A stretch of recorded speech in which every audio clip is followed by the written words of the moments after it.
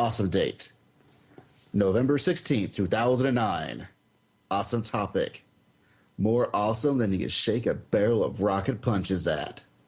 This is the OSMcast.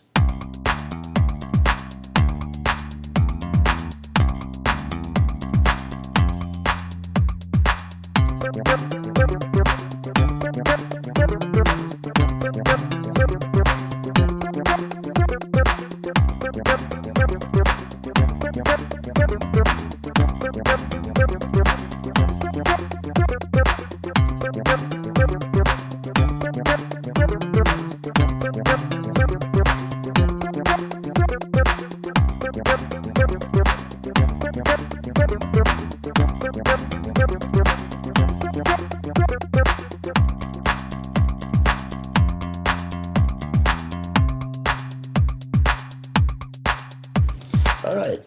Welcome once back to the OSMcast. I'm Basil. I'm Kevin.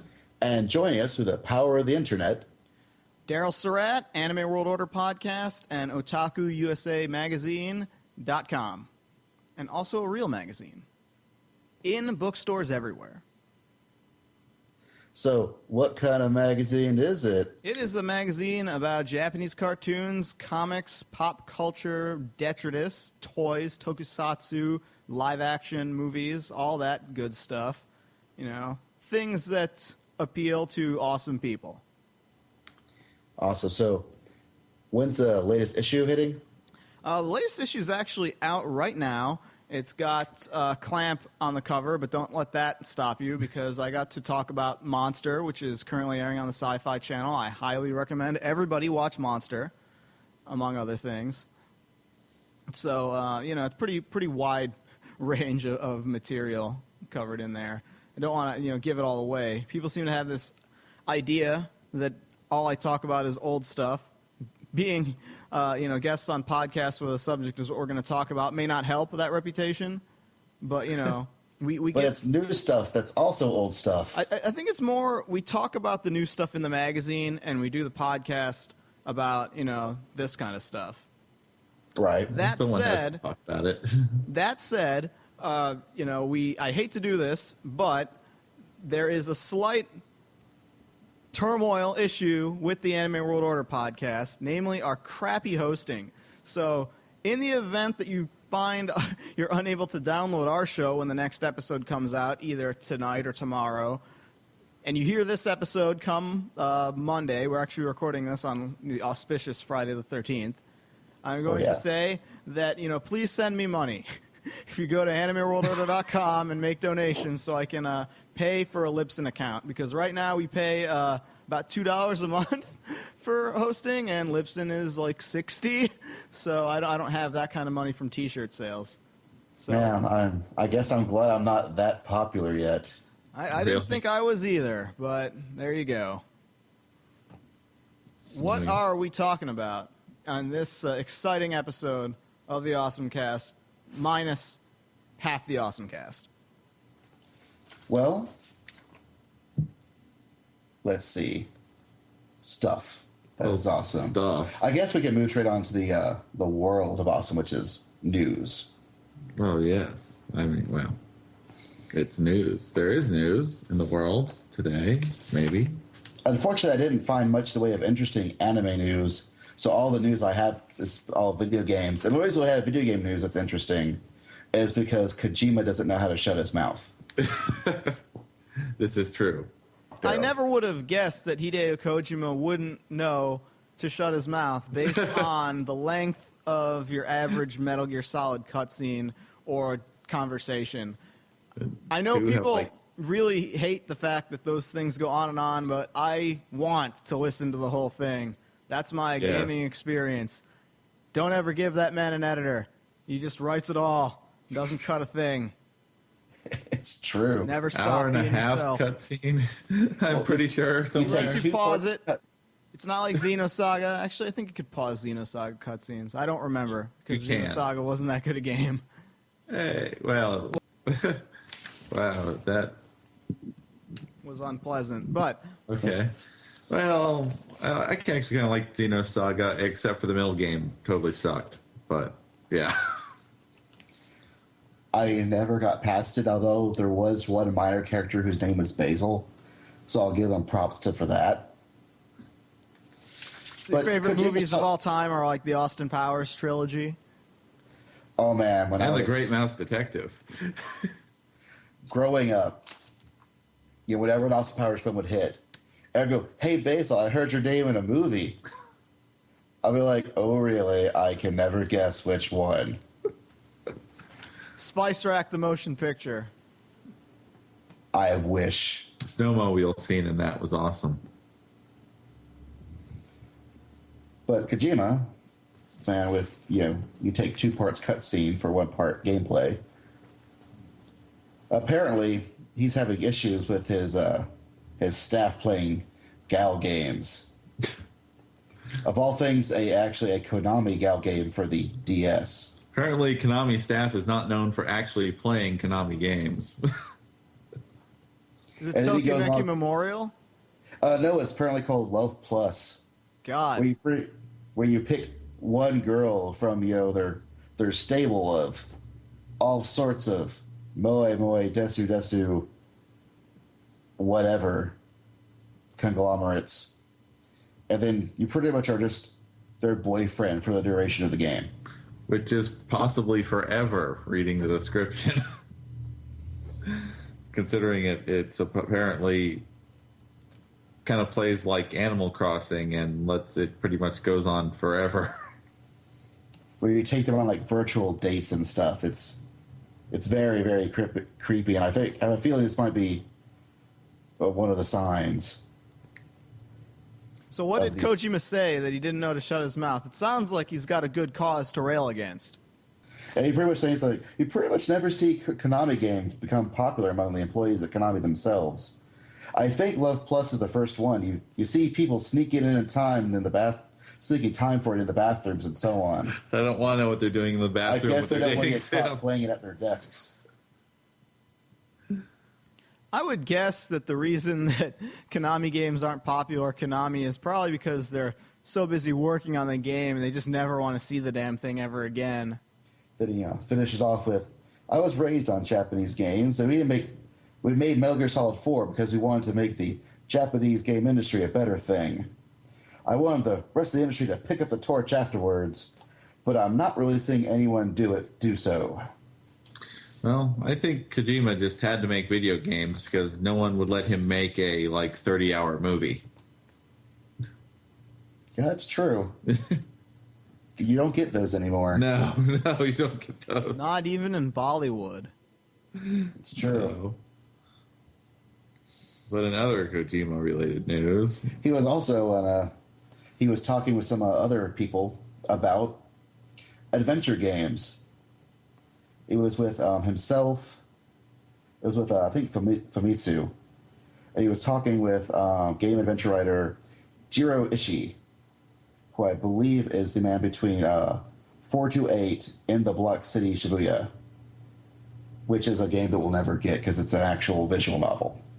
yeah. So in other words, it's a game in air quotes. Right. They also had Shu Takumi, the writer of the Ace Attorney series. Which is pretty much a visual novel that we got anyways. Go fig. Well, at least you do things in Phoenix Wright that's just, not constantly click next page. I kind of got lost interest in Phoenix Wright when they decided, let's make these games really long and make them really long in the parts that I'm not interested in, namely all the stuff that's not the courtroom scene. It's like, this is not why I'm playing your game, Phoenix Wright. I'm playing your game so I can call people out on their lies and deceptions and have Harvey Birdman-like antics. And you go and you take a page from the Harvey Birdman game that was taking a page from you, only it wasn't as good. It's like, come on, Phoenix Wright. I know you're getting lazy. I know you're looking at the blackboard that says key to success. And it's just a big letters Yowie and underline. It's all right, stop being the gayest game ever, Phoenix Wright. I get that, most everyone I know who likes this game is a crazy fangirl, but maybe, just maybe, you should remember to put in a game every now and again. But no, I guess we're going to have to look forward to the all Edgeworth and Gumshoe game that's, not even a Phoenix Wright game anymore. It's just like touch CSI done in like CSI if it's done in the Phoenix Wright world. Not CSI, Law and Order. Boy, I feel okay. Only they could use like the awesome sound effect whenever they change scenes. In my mind, it'll be there. So what was Kojima doing with these crazy folks? Well, they were talking about things like apparently both this guy Ishii and Kojima, they were both heavily influenced by Blade Runner. In fact, I never would have guessed that Hideo Kojima was heavily influenced by Blade Runner. Not never. in a million years. Who has played Snatcher? Yeah, what they were there talking about mostly was Snatcher. What was Snatcher? And apparently, Ishii, he made a game called Imitation City, released a year before Snatcher, that was very much a Blade Runner styled adventure game. Snatcher is kind of cool. It's been a real long time since I've been able to play that. But who remembers the Blade Runner game that was made by Westwood? It was all FMVs, and you had like multiple different endings, or like each time you played it, different characters would be replicants that maybe weren't necessarily in the previous time you played it. I remember reading about it, but I never had a chance to try it. It was one of those, like, took up 7 CDs back in the day because so much of it was video. Yeah. But Kojima noted between him and this Ishii guy that the only difference is that he's been able to keep making adventure games. It's funny to think that during an era where there's nothing but Mario-style games, there was somebody else out there who wanted to make a Blade Runner-like title a year before me to boot. It took me a year and a half to get Snatcher done. I had 6 chapters planned out, and they told me to cut it down to 2. That was back when someone could tell Hideo Kojima to cut things down to be shorter, and you would have to listen. Cut that down a little bit, man. It's going to be 30 hours of cutscene. But it says awesome things like, younger people probably wouldn't understand, but Gunbuster, right?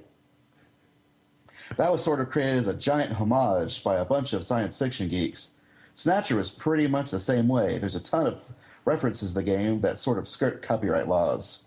I never worried about that back then because doing what I like in games, interactive foreign media, was in itself a new thing to me. The industry sort of grew along with me, and before I realized it, I started to work with really big budgets.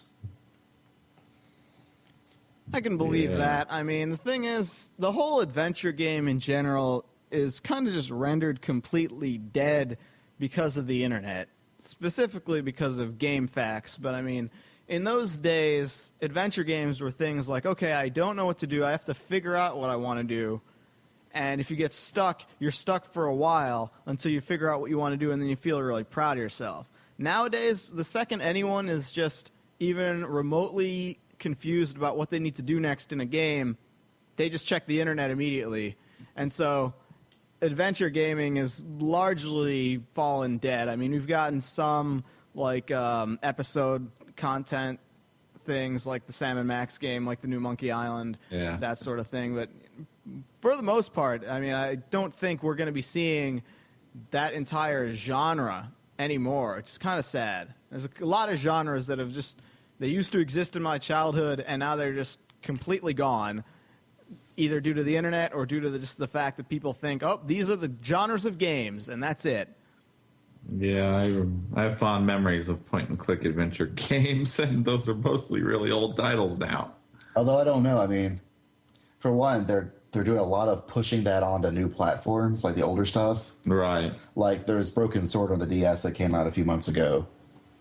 They actually redid all like the animation and stuff. That actually looks really good for a DS game. Mm-hmm. And then you have all the stuff that they're putting out on like iPhone and Steam and whatnot. So we might actually be getting like, new people into the genre. So we might actually see newer games. And I think it's been one of those things where, adventure games are hurt most by GameFAQs.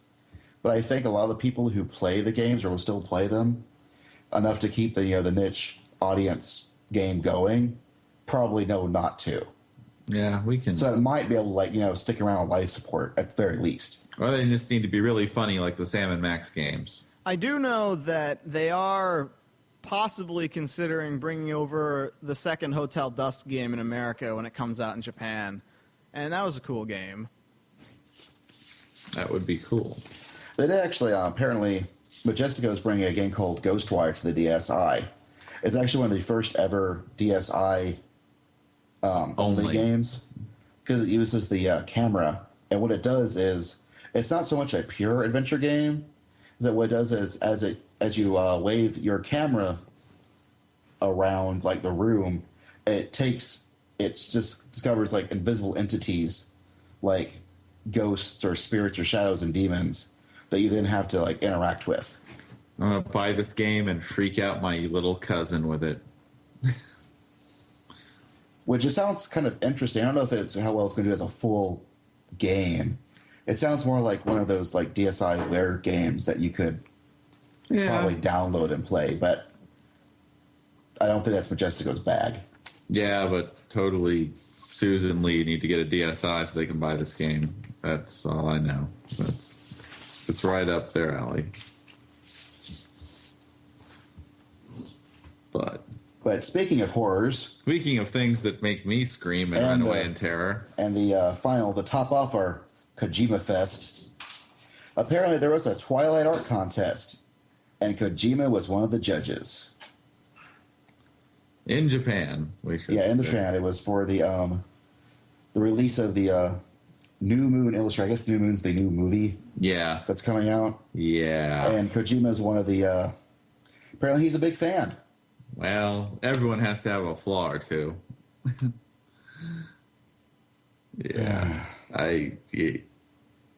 Bad werewolves is all I have to say about the trailer. They're not even werewolves. That's not what a werewolf does. But this is a franchise where that's not what vampires do, so it's par for the course.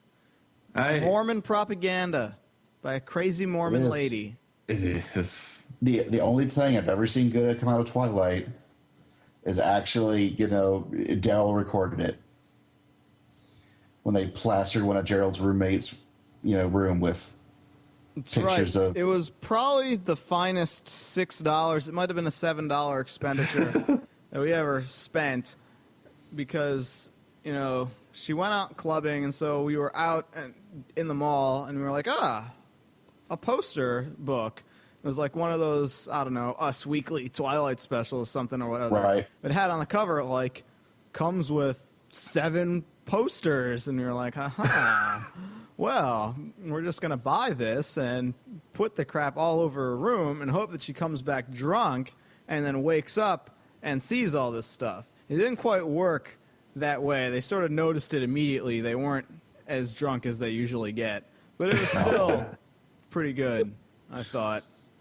You can go and check that video out still. It's on youtube.com/Anime World Order. I'm told there was a retaliation, but I don't live in that house, so it's all good. For me, the only good thing to come out of Twilight is there's so many better vampire movies that are getting put back on movie shelves because that people are into vampires right now. Like Vampire Hunter D, I don't see that one. Or Vampire Hunter D Bloodlust, I don't see that one either. No, but let's face it. Any vampire movie, with the possible exception of the 2 Blood Rain movies, is better than Twilight. Although I still hold to my belief that really the best adaptation or the real proper interpretation of Twilight is still, in fact, Hellsing Ultimate. Yes, that's what Twilight... If Twilight was Hellsing Ultimate, I would watch it. That's totally a loaded statement. It's true. Yes. But I firmly believe in, I think if you just took Alucard in the place of Edward and Ceres as the girl. And Nazis. And added Nazis. On a Zeppelin. As they sang the theme song to Fist of the North Star 2. Yes. You have the awesome chick with the rifle, which poor girl didn't realize was useless against a guy who's immune to bullets, but whatever, It was a magic musket. It could have worked. No, it couldn't. But half the fun is them trying to go, haha, we could take you out, Alucard. Wahaha. Alucard's, whatever. You guys. Well, no vampire ever thinks that they're a wuss in comparison to anything. Even the Anne Rice vampires, which are the wussiest vampires of all time, probably still think they're badasses. And they are not. If you're in a vampire No. fiction thing and there are frilly shirts involved or people looking pretty, you are a terrible, crappy piece of garbage. The only cool vampire things are the ones where vampires are these like sick, horrible beasts that got to get put down, preferably by a guy with a sword. D, Blade, Alucard doesn't really have a sword, but he has guys Shiny with guns. blades, and that works. Generally speaking, vampires and things, not a good thing, especially anime. The anime track record with vampires is dismal. And they all go on Cartoon Network, and they're all bad. So have you seen the trailer yet for the Dante's Inferno anime compilation disc they just announced? Yeah, I think I saw it, and I was kind of confused that it's an anthology piece, and generally speaking, to date, almost all, if not all, the anime anthologies that have been made have been good ones. The Dante's Inferno one, I'm not so sure, but the nature of anthologies is usually there's some that are really good and some that are like, whatever. So hopefully it turns out that way. Now, I haven't seen all of them yet. I still need to actually check out Gotham Knight. But it really seems to be very similar that a lot of the same guys are doing a lot of these same compilations. Yeah, it's because I think Gotham Knight was actually pretty average, and I think the reason it was average was because the writing was still done by the same people who write the comics, that most of which aren't that good.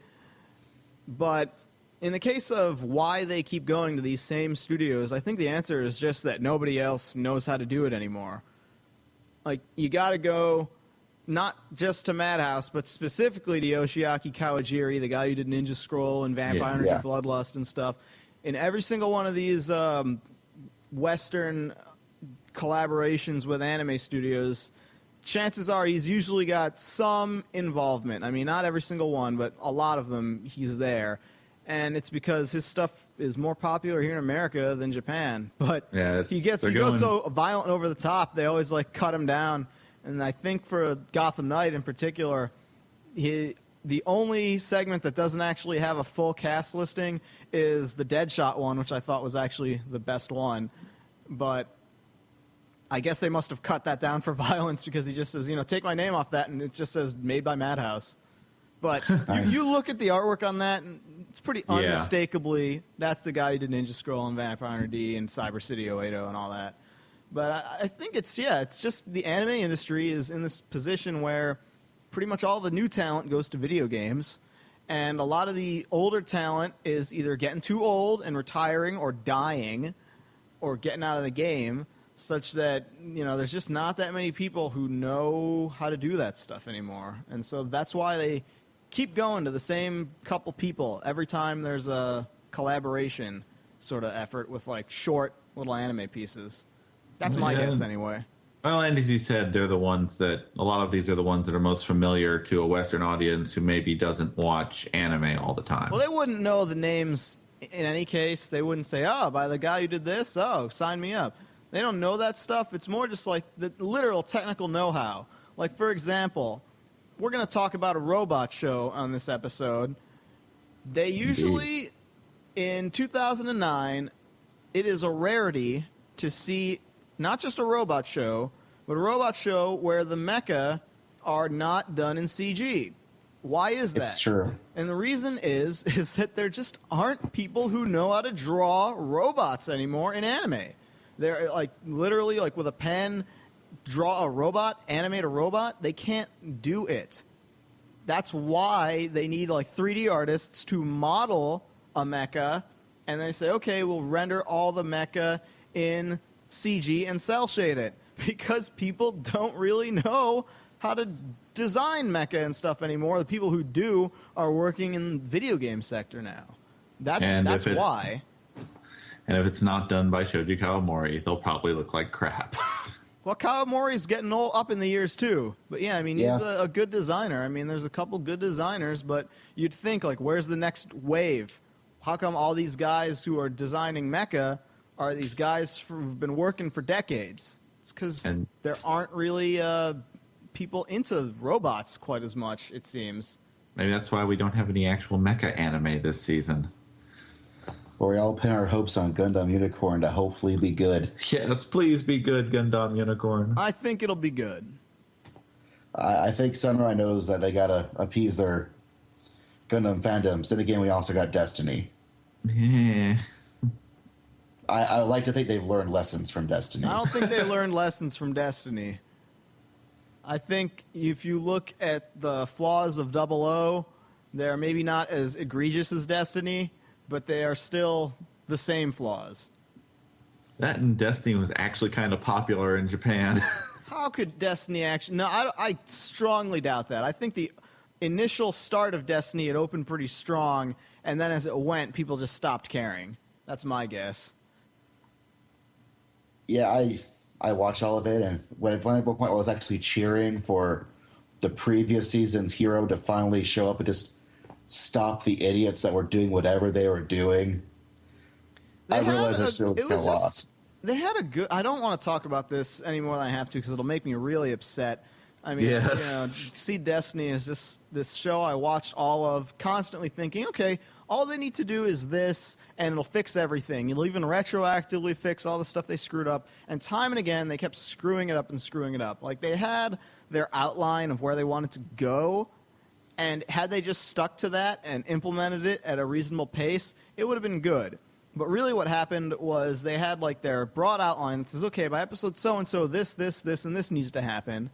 And they spent like 9 episodes doing nothing, and then they said, oh, crap, we got to have all this stuff happen.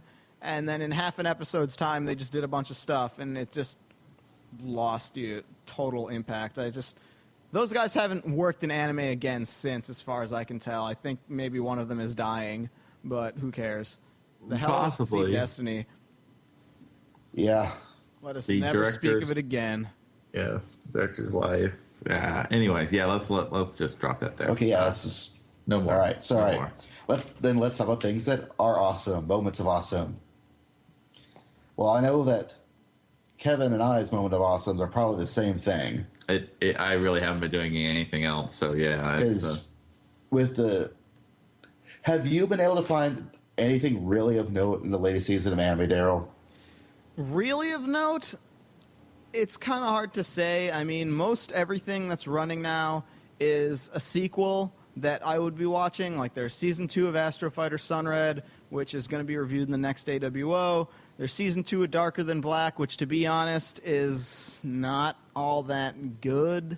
I mean, Darker Than Black is all right. It's got its moments, but it isn't the greatest. And then there's Trapeze, which is really experimental and strange, and I can't really recommend it to other people.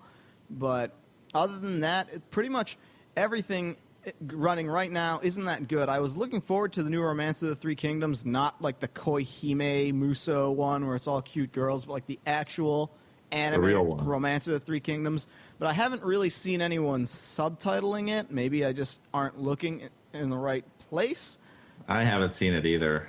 I'm really looking forward there's one thing that I'm looking forward to as far as TV. I think it's a TV show, and it starts in January. It's called Durarara. This is from the people who made BACCANO. Kano. Yes. And BACCANO was the best show of the year in 2007. And if it's as good as that, and I hope it is, because it's from the same author, it's got pretty much the same director. staff, same director, all that. This is going to be a good show. Unfortunately, the thing about BACCANO, that it was unexpected. It came out of nowhere. Now I'm going to this show with a preconceived notion of, okay, anything short of best thing ever, and it's going to feel like a letdown. But it's such a dire scenario where there's so many anime shows this season, and none of them I'm interested in. Like, I'm not watching anime at all right now. Like, new anime. I'm not either. All I've been watching, even really as Japanese, is Kamen Rider and Super Sentai. Yeah, I mean, it's one of those things where I'm pretty easy to keep in my cage, in my bottle. As long as I got one thing to hold on to, then I'm good. At the beginning of the year, 2009, it's like, okay, Golgo 13 is starting to wrap up, but I got Hajime no Ippo. But then Ippo ended, and then it's like, okay, but we still got Mazinger, which we're about to talk about. And then I was like, okay, I'm good. And now Mazinger's over. And I got nothing. I got no show for me to keep watching. So I can either go to the infinite backlog, which, is harder to do than, it seems sometimes, even though I got tons of it, or I can just lose my mind. I mean, right now I would say now is a good time to go on Hulu and start watching Prince Planet. I mean, what do you want? Yes. Like, I actually ended up going to some of the, well, not older, but some, well, I guess it is older now, Tomino shows. Like, I started watching Turn-A. Turn-A is different. I mean, it's not really like robot show. It's kind of, it's all right, but it does take its time. It's sort of a slow burn. Yeah, I eventually got tired of watching the two factions be utter idiots at each other. It gets better. Well, I know that it is. I'm going to go back to it. But then I said, screw it. I realized I saw Kevin's copy of Overman King Gainer and popped that instead and marathon it. And that's pretty crazy right out the bat. Yes, it's awesome. I think that's really one of the things that sort of is this troublesome thing for the mecha genre, specifically the Sunrise mecha show. For years, I mean decades, they've been content to make these shows that are about 50 episodes long, such that the first 13 episodes, nothing happens.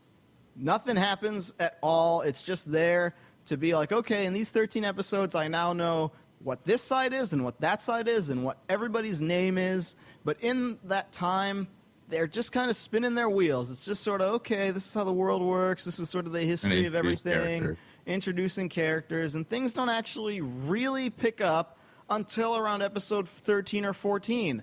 And nowadays, people don't have the patience for it. People are accustomed to 13 episodes being an entire show. Yeah. And so it's just too hard to sell to tell someone, okay, this show gets good by the 4th disc or by the 2nd box set or whatever you want to call it. It's these are shows that are meant to be watched on TV for free, and then you buy the toys. Right. You hit episode 20 of Gal Geiger, and it's awesome. I said episode 24 personally, but what your mileage may vary. Yeah. And yeah, that was one of the shows that I actually watched and was like, I have to watch how many episodes? No, I was just like, skip straight to it because they can do a recap episode that says, all right, this is what happened in those episodes you just skipped. Because what happens prior is all just Monster of the Week. Filler. Standard kids show. You've seen it 100 times. I mean, I enjoyed it.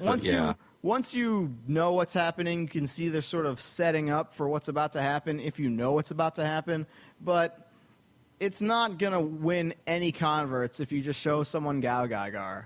It's just a really hard show to sell people on. And yet, there's a huge fan base for it on the internet because once it gets going, it gets going. So a lot of people watched Tengen Toppa Gurren Lagann.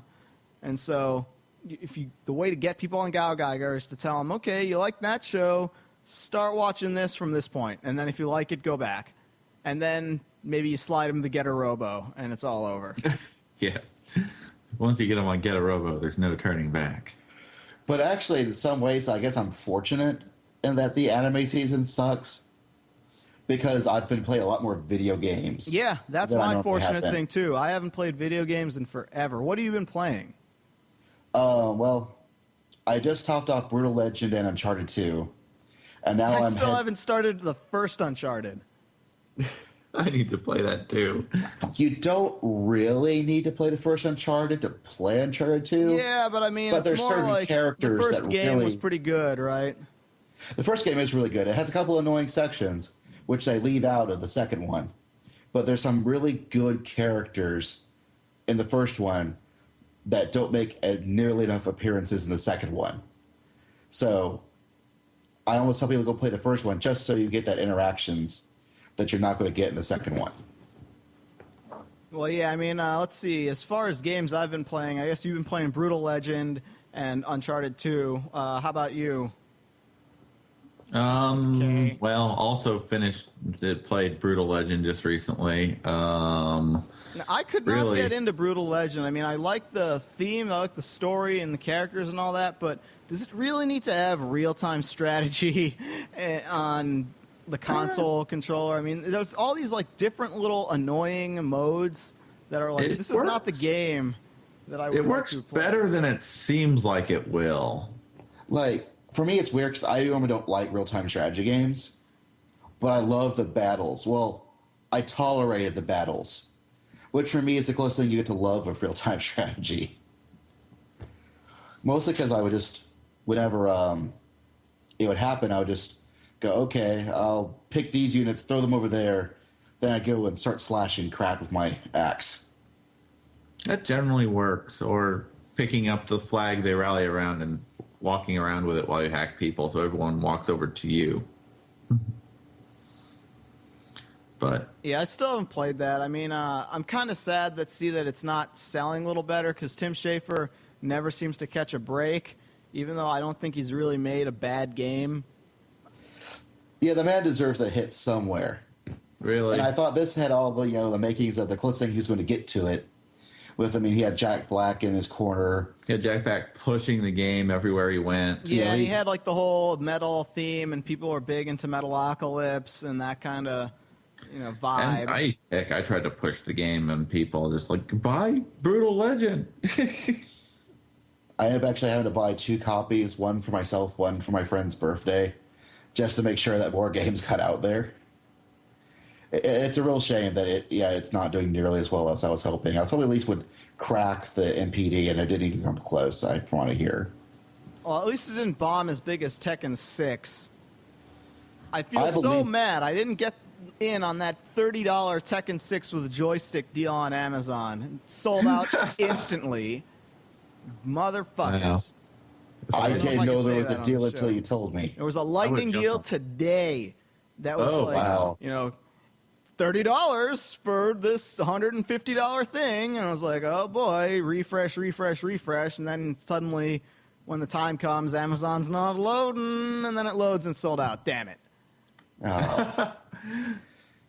Well, At I least tell some you, people are getting it now. Tekken 6's single-player mode is horrible. That's what I've heard. The one person I know who owns Tekken 6 said they liked that single player mode, but I guess you have to kind of like the Tekken 5 single player mode to sort of tolerate that. I don't know. I didn't play the game long enough. I couldn't even remember how Tekken worked when I played it, but it seemed like, okay.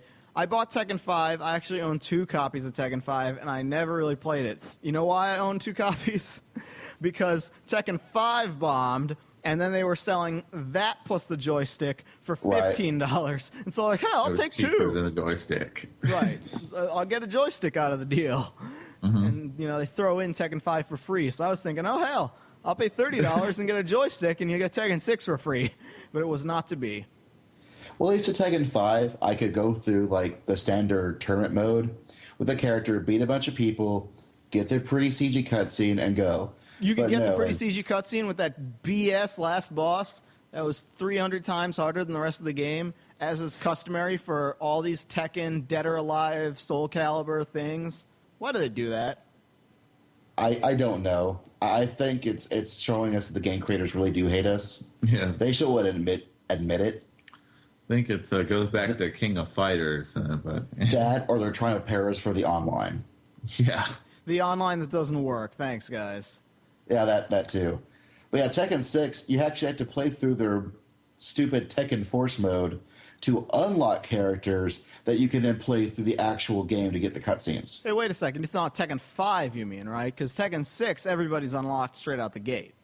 Only for versus.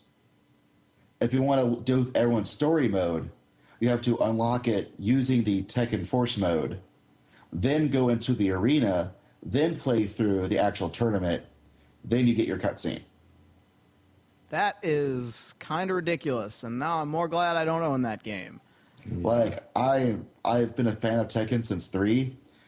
I heard Tekken 6 was the closest they'd gotten to the goodness of 3, so I bought it straight up, and I'm like, what am I playing? Why am I Who playing are these this? billion characters whom I've never seen before? Well, that I was prepared because I was looking at the strategy guide going, who is the billion characters? Though my favorite backstory is Roger Jr.'s.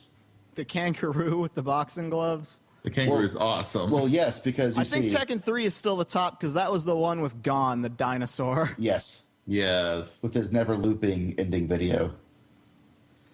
But Roger Jr.'s story is that him and his mother were searching for his father in Tekken 5. And they find him, but he's a lazy, lowabout. He doesn't do anything. So his mother, it was kangaroos, but all of them, files for divorce. And they enter... They went to a kangaroo court. And they enter the King of Iron Fist Tournament 6 in order to win the tournament for financial security. Thanks, guys. And they have the nerve to take the story of Tekken so deathly seriously. Well, that's what makes it work. That's what makes it work is that they're seriously fighting for financial security, and they're kangaroos. Yes. It's the playing it so straight that makes it funny. It is. I guess. I'm totally behind. I mean, every year November is the month of let's throw out a whole ton of the AAA titles in time for Christmas, and I have not bought a single thing, not even Modern Warfare 2, which everybody on the planet is playing right now. I'm not. am not playing Call of Duty. I don't have Borderlands. I don't have freaking Assassin's Creed 2, which I don't even intend on playing anyway. But, it's just one game after the next are coming out this month, and I don't have any of them. What I'm playing is I just played through Saints Row 2, which I bought for $15, and it was worth every penny. I think I played that for 50 hours. Thumbs up. Good. It's better than GTA 4. You heard it here first. That's a bold claim. And then I am currently playing through Batman Arkham Asylum, finally. That was awesome. Which is a great game. I love it. 2 thumbs up. I'm surprised at how long it is. I mean, normally, these games like Uncharted and Uncharted 2 and stuff like that, that's like an 8-10 hour game. You beat it through in a weekend or so. Not Batman. Batman is you get your money's worth out of that. I mean, it's not interminably long, but it's I would say 20 hours I've been playing it pretty hardcore since the last weekend, and I'm almost done with it. But I don't remember how long it took, but it was a good 15 to 20 hours, I think. That sounds about right. Yeah, I know the game that I've played, apparently I didn't realize I'm only a third of the way through, whereas Kevin's beaten it once already as in Dragon Age. Yeah, Dragon Age. was I fun. totally forgot about Dragon Age, and that's another one I usually buy every BioWare game, like the swanky, expensive limited edition. Yes. And this time I didn't buy Dragon Age. I don't know. I mean, maybe I'm just feeling guilty over the fact that I bought the limited edition Mass Effect, and I still haven't started Mass Effect. It's okay. I played through Mass Effect. I'm right before the final battle. Then I installed Windows 7 on my machine, and now I won't play Mass Effect anymore. Oops. Which is weird because it should play everything. It should play everything. I think it's because I bought Mass Effect through Steam, and there's something weird going on there. I don't know why. That is odd. I mean, I know a lot of people bought Mass Effect through Steam because it was $10. Yeah, that's when I got mine. Wait, so you just got it and you're already near the end? Oh, no, I'm sorry.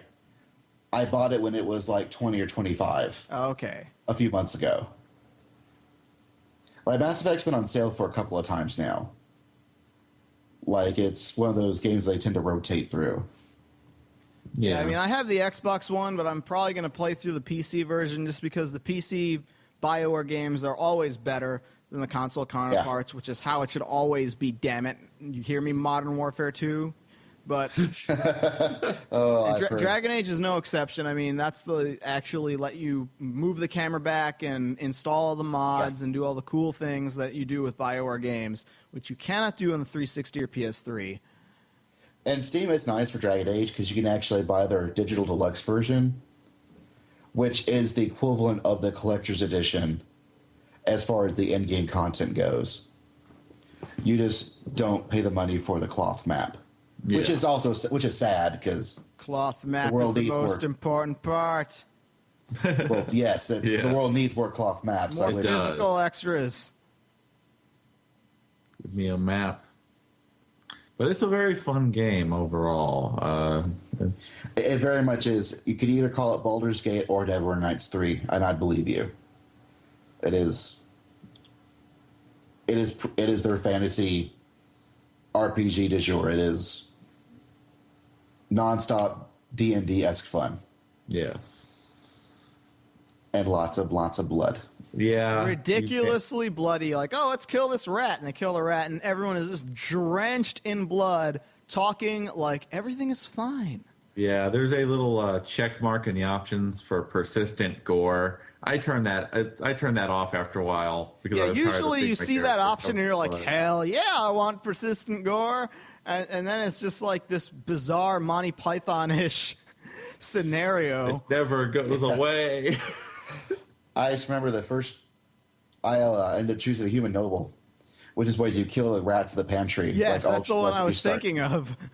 And I kill the rats. Next thing I know, my character walks out covered in gore, and she's like, "What happened?" And I simply go, "They were rats."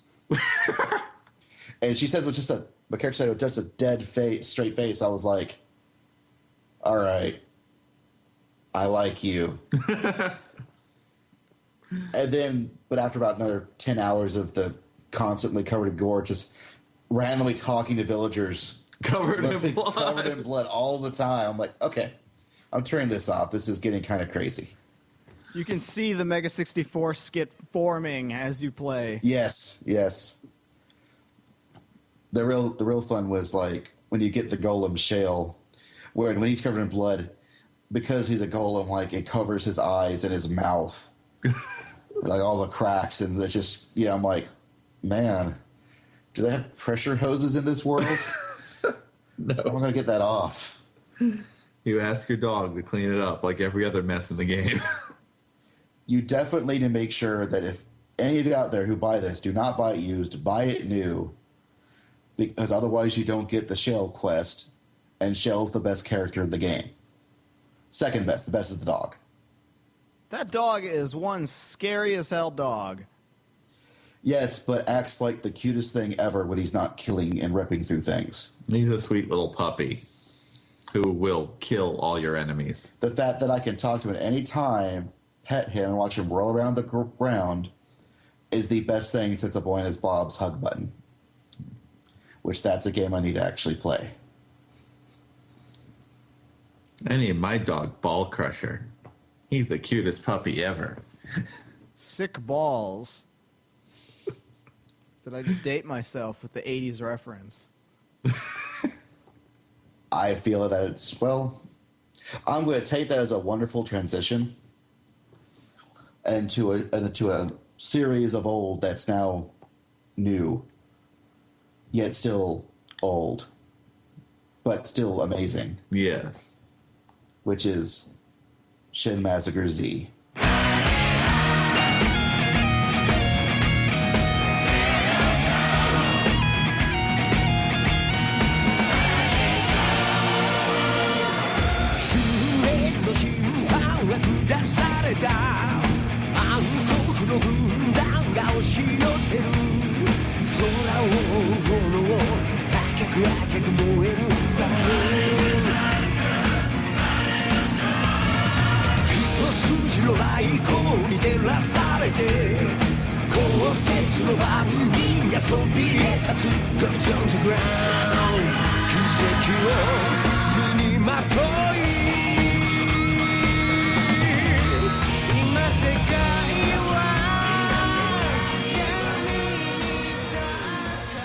I'll lay this out now. This is my first real experience with Mazinger Z.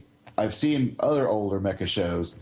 I've seen a lot of other Go Nagai shows. This is my first chance to actually watch Mazinger.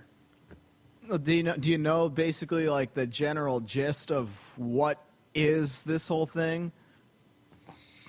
Oh, yeah, I mean, after watching it, what Wikipedia could tell me.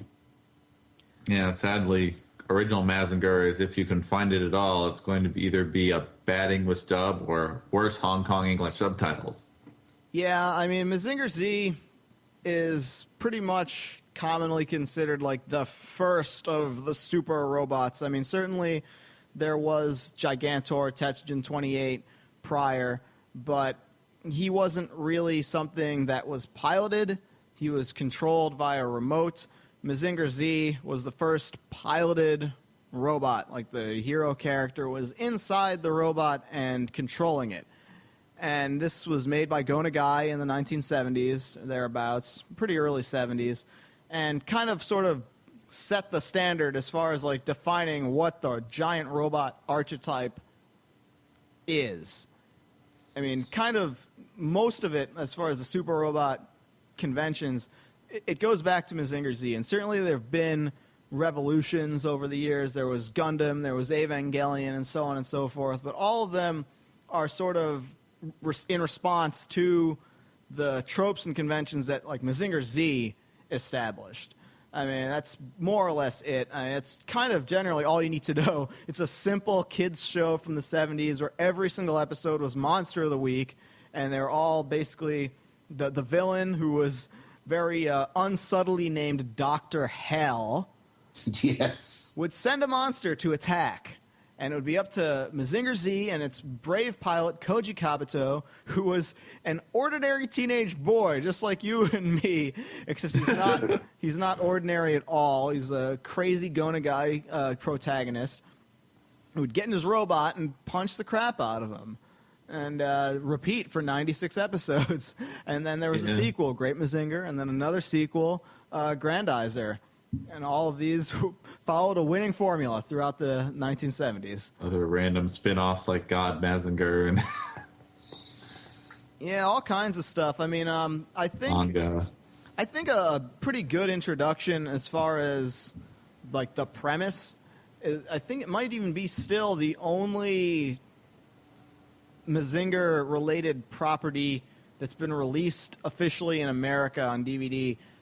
Mazin Kaiser was this OAV series from the 90s or early 2000s that roughly that ADV released, and now it's been re-released under Sentai Filmworks. They sell it in a 2-pack with Shuten Doji, which is... I got that at AWA, actually. Yeah. I picked that up yesterday. Yeah, I mean, that is... Within the first 5 minutes, it tells you everything you need to know about Mazinger Z. It's like, okay, Dr. Hell sends the robots, and Koji fights the robots off, and he's got a girlfriend who's got a girl robot, and you know it's a girl robot because it's got boobies that double as missiles. And then there's the useless sidekick who serves to get the crap beat out of him, Boss Borat, and that's what you need to know about Mazinger Z. But people get confused whenever they make these new Go Nagai things. They think, oh, I didn't watch this thing from the 70s. I didn't watch this remake. I'm going to be totally lost.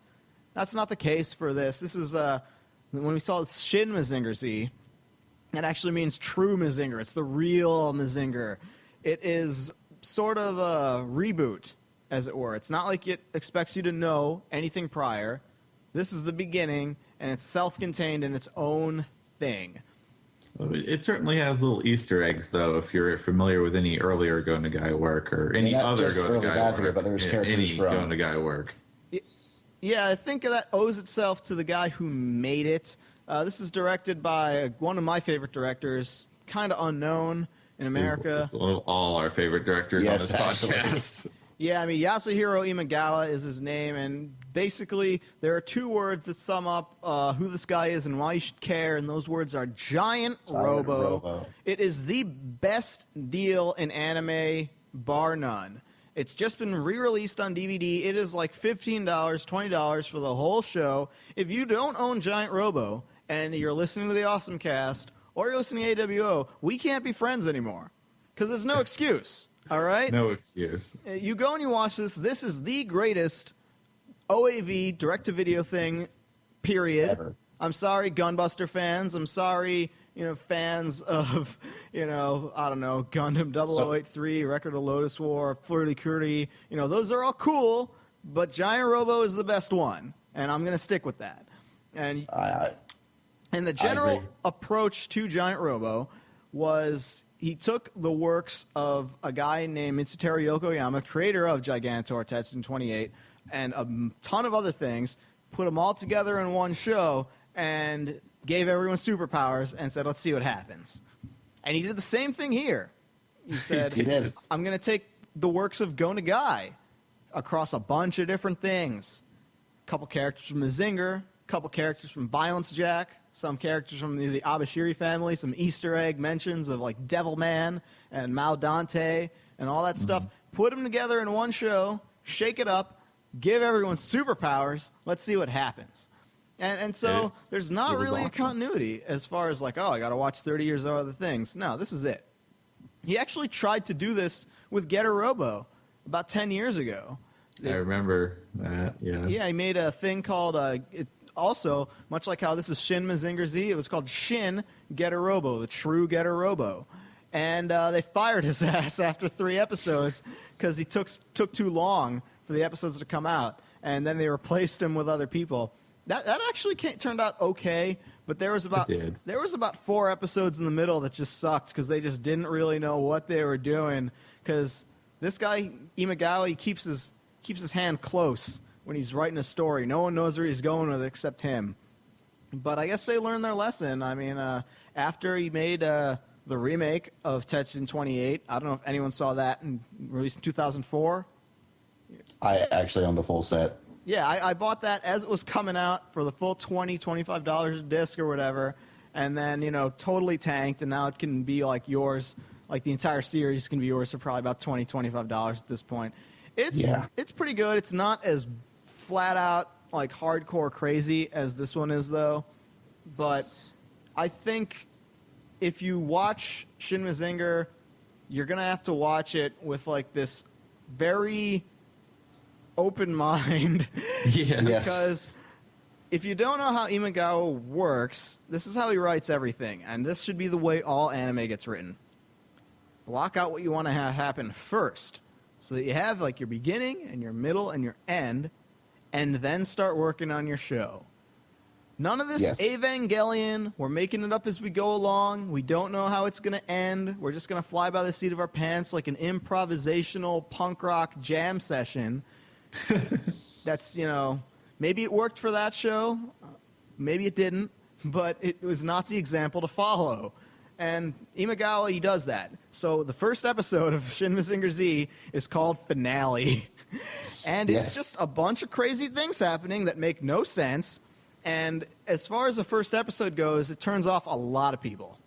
It does. Like, we actually showed it at my anime club, like, people had already seen it, like, requested, can we watch episode 2? Otherwise, no one's going to watch this show.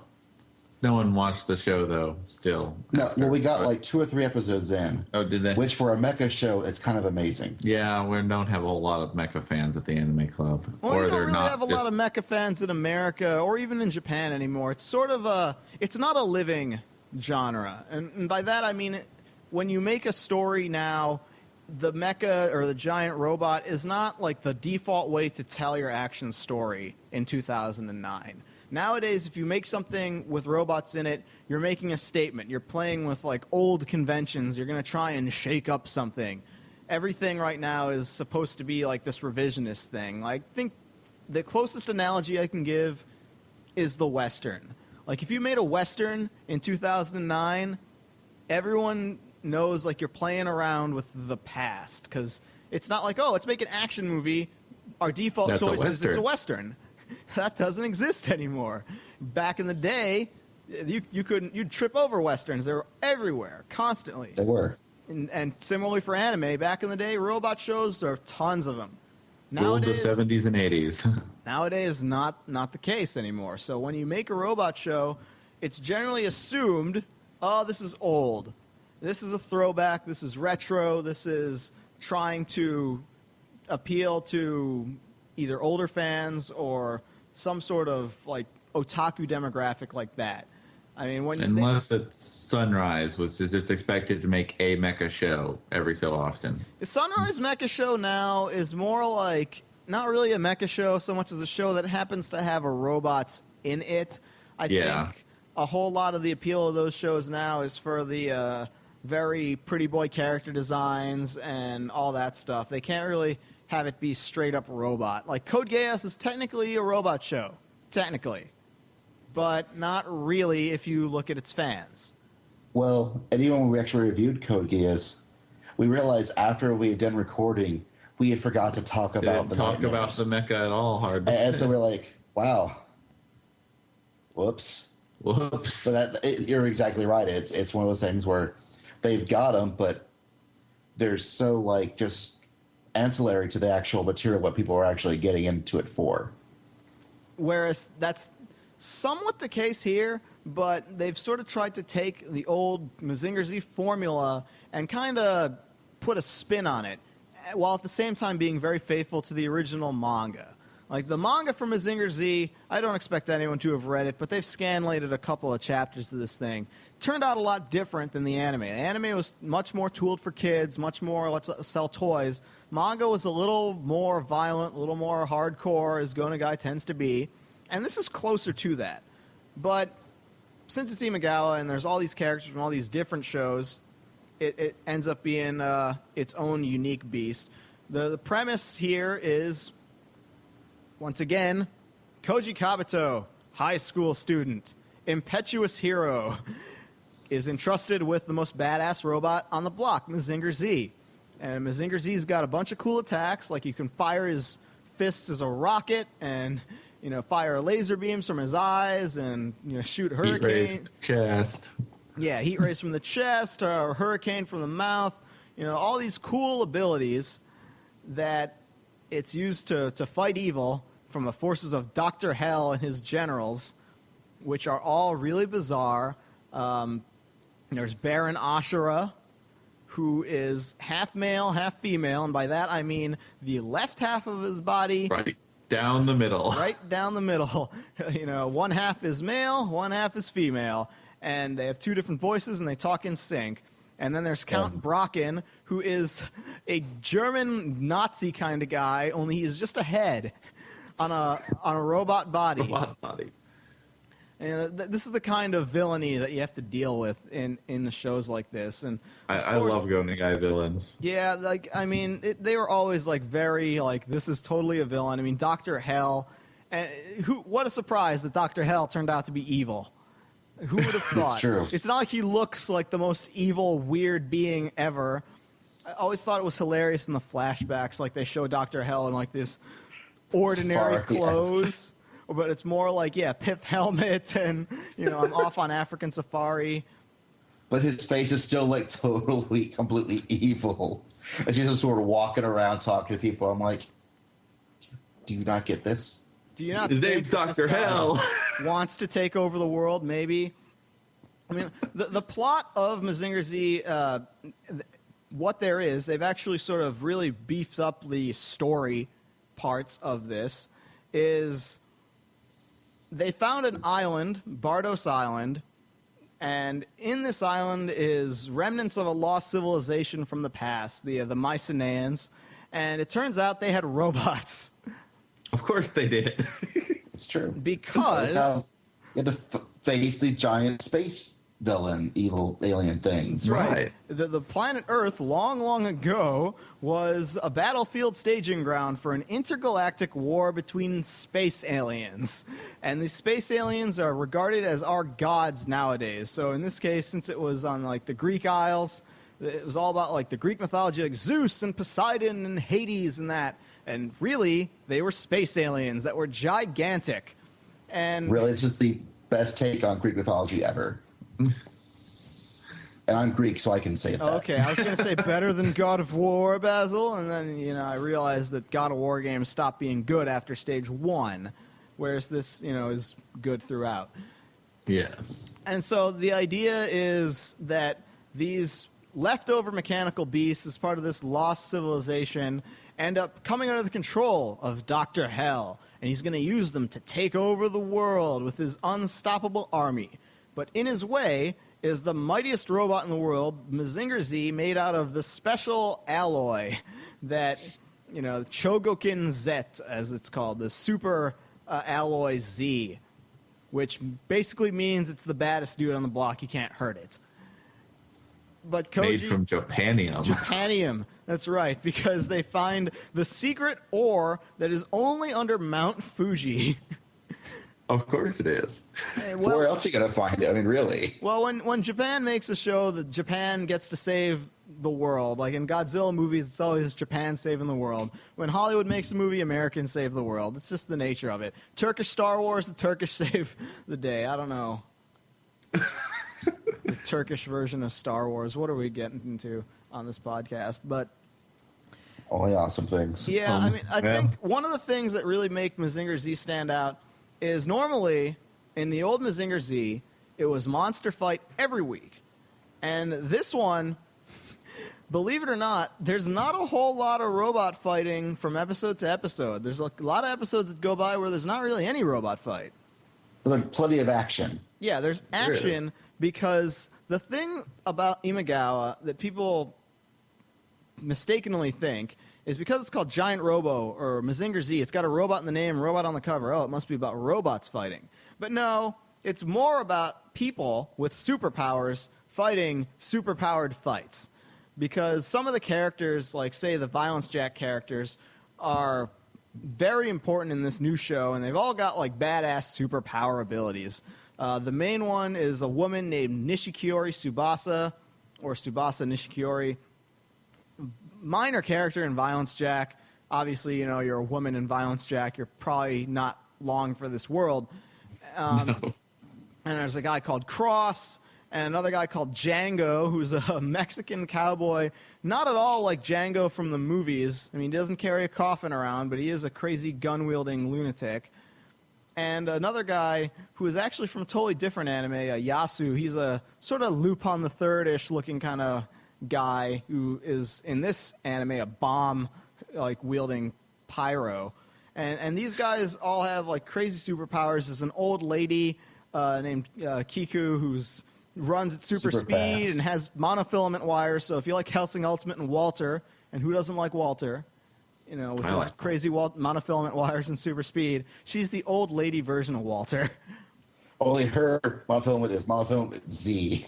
Yes, all their weapons are made out of the special Japanium ore, or, you know, the Chogokin Z, which means it's unbreakable thread. I think the Super Alloy Z shovels were pushing it just a little, but Well, I still loved Yasu's like Z bombs. yeah, Like, how does that even work? It's this unbreakable bomb. When you try to blow it up, it doesn't explode. Now, I guess they just said, oh, when this blows up, it'll be like the biggest explosion ever. And that's the kind of thing. I mean, also, if you watch Giant Robo, that was sort of a motif there. Spoilers. You know, the notion of the power that if you use it, it's such a badass power that you'll die if you use it. Well, it's gonna be badass. Yeah, it'll be an awesome death, guys. Trust me. That's the kind of show this is. I mean, right. Yes. Well, like Tsubasa and her friends, there are points where they are totally overshadowing our nominal main character. yeah, I mean, Koji is relegated to like second banana. His girlfriend Sayaka is almost not even in the show at all.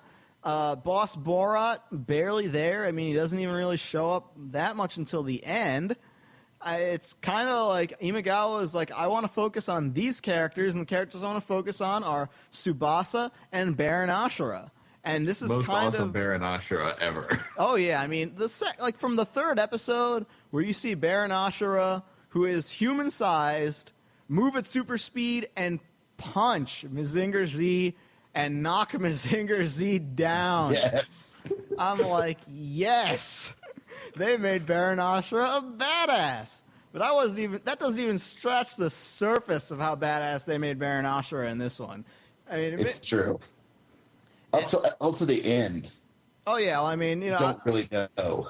yeah, suffice to say that this can't be the end of Shin Mazinger Z. They've got to make at least a movie or a TV special or something like Shin Mazinger Z versus Black General or Great General or Darkness, whatever they want to call it, and then maybe even a Shin Great Mazinger Z, because this is this continuing story, and even though the first episode is called the finale, there's still more to go in this story and that I want to see.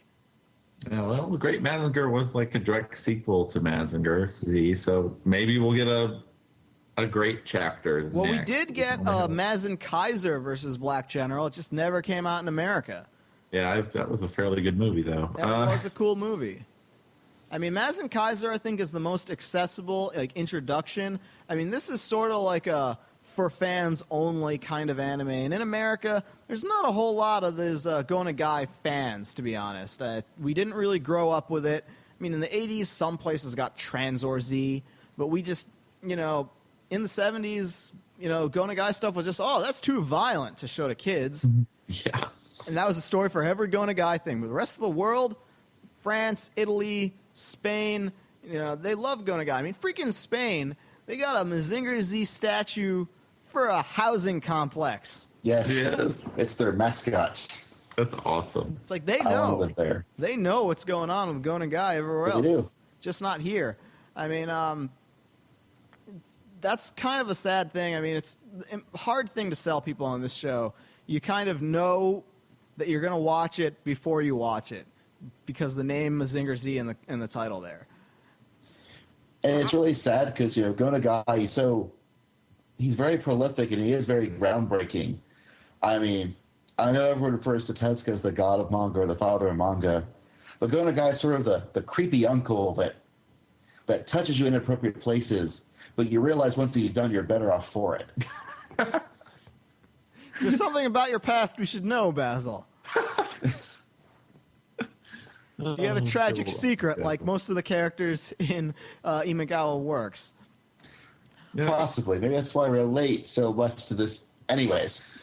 Even with Imagawa, even Gundam, for a Gundam show, it focuses way more on the human characters, and that really is a very Imagawa thing. Yeah, I mean, he definitely thinks robots are cool, but he also definitely thinks people are even cooler than robots. And I can get behind that. I mean, this is ultimately not really a robot rock'em sock'em affair, though there certainly is that.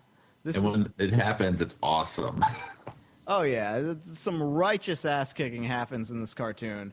But a lot of it is just like the straight-up, figuring out, what happened in the flashback scenes. Because that's this other very common Imagawa motif, is to refer back to an event. And everybody in the show knows about the event in differing ways, but we, the viewer, do not. And as you go, you see a little more of the event. And then by the end, you find out, this is what they were talking about in that. And then sometimes there's a twist on top of that. You think you know. Lead you down one direction thinking something happened until they really reveal what happened. And this actually takes it to another level further, where they actually had the characters go back into the past to relive it, but even they didn't relive it quite right, and then certain characters relive more than others. Yeah, there was a plot point in here where they were able to sort of see the past or be in the past, and you got some great moments of Mazinger Z fighting alongside Zeus against the evil Greek gods, and finding out, where did Rocket Punch come from? Rocket Punch. That seems like a neat idea. I mean, you gotta love that they even, as over the top as Mazinger Z was, as many attacks as they had, I mean, they threw in another giant robo thing, the Big Bang Punch. And in this Mazinger Z, Mazinger transforms into a gigantic fist. The whole thing is a fist, and it punches someone. I mean, it's not just enough to send out the rocket punch. Now the whole thing is a fist punching you. That shines gleaming gold like the hand of Zeus himself. What kind of scientist makes these robots? In the world of Gonagai, it's always a crazy lunatic scientist is, the villain, and a slightly less crazy scientist is the hero. I mean, no sane man would build these robots. Yeah, lunatic has. It's you think of. It's who would build this? Who thought this was a good idea? And it's always a crazy lunatic scientist. And thank God he's on our side. And I mean, in in other Mazinger Z editions, you never really got to see much of Koji Kabuto's parents or grandparents or anything like that. They were just like, they were dead, or they entrusted him with this, and maybe you see a little bit of them in the flashback. In this, you get to see a good bit of Koji Kabuto's grandfather, Juzo Kabuto, who built Mazinger Z. And he's a crazy guy. Yes. Who loves his hot springs. You know, he actually was in an episode of the new Cutie Honey OAV series also, which they also had an episode with a Devilman cameo. But he acted pretty much the same as he does in the Shin Mazinger Z. Yeah, I mean, The man knows what he likes. the crazy old man. I mean, there's a shot in the first opening of the fist like flying at the camera while the old man sort of rides that baby Slim Pickens, Dr. Strangelove style, and he's just completely fearless. He's like, yeah, we're gonna mess him up. And he's not really that concerned of what's gonna happen when the fist actually collides with something. He'll work it out. He'll work it out. But I remember the first time they're actually watching the second episode, since that's the start of the story, and people are like, is that the villain? Why is he living with the main character? I don't get... Oh. It's his crazy grandpa. I think Because the man's got a... I think more They should anime would start- benefit from having the crazy scientist who makes crazy things that are used for good instead of evil, but could just as easily have been used for evil. Yeah. Oh, that's even mentioned that way when Mazinger's baby's like, what are you going to do? Going to be a god? Are you going to be a demon? I don't know. But let's find out. Let's give you a super robot, kid. We'll see what you do. Well, yeah, I mean, that's the whole point, is that Mazinger itself is not inherently good or inherently evil. Whether it's good or evil depends on the person using it.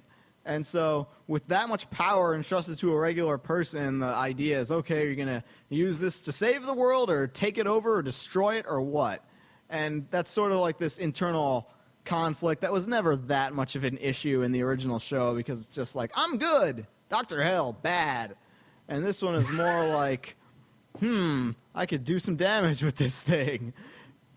I'm Well, it's the also baddest like he dude ever actually now. sees, like in the first couple episodes, baseball, people can die, and that in his realization that, oh God, what am I doing? As it was like, oh wow, I wasn't expecting to see that. Yeah, I didn't expect it to be as violent as it got and as it was. This is a pretty brutal show. I mean, as far as collateral damage, as far as people getting the crap beat out of them, as far as people getting cut up and murdered in all kinds of hilarious and innovative ways. It's not as super duper gore fest like the new Getter Robo was. Those were direct-to-video OAVs, and so those were just like super ultra-violent. Made me really happy. Yes. We actually just recently covered Black Lion. Black Lion. Oh yeah, Was that- I listened to that one. That was good Okay. stuff. Black Lion, man. And the Which fact is- that that's one of the first things Gona Guy wrote. That's your debut. You start with Black Lion. And then it's just, how do you top yourself? That's like, I could never make anything even a fifth as good as Black Lion. Yeah. Yeah. Black Lion is special.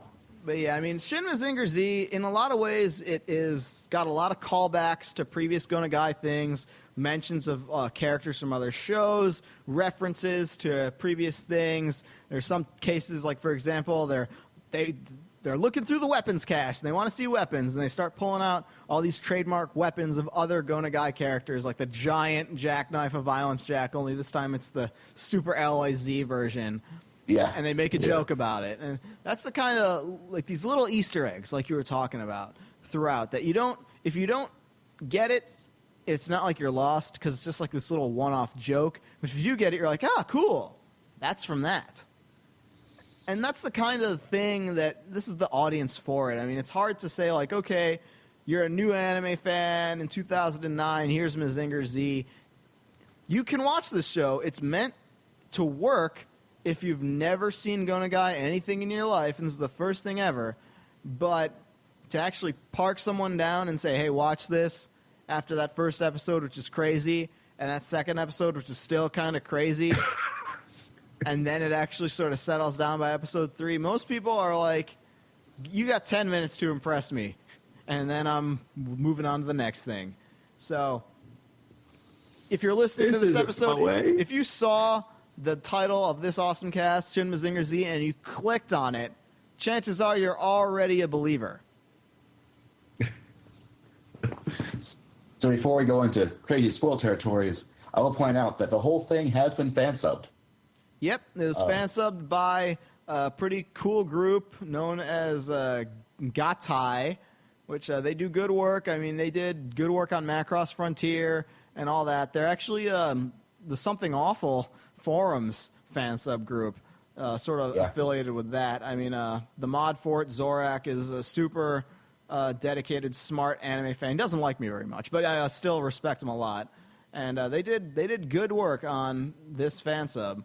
They actually did something interesting. Like the first several episodes, there was the TV broadcast, and then afterwards they'd put it up on like the streaming in Japan, like the Bandai channel. Animation. Yeah, they would include little bonus animation. So what they did for the fan sub was they took the TV broadcast episode and intercut in the bonus animation such that when you're watching it, there's like this very noticeable quality jump, like between, it's like, oh, why does it suddenly look like this kind of crappy, 320 by 240 looking YouTube video, and it's like, oh, it's because this is only on the web.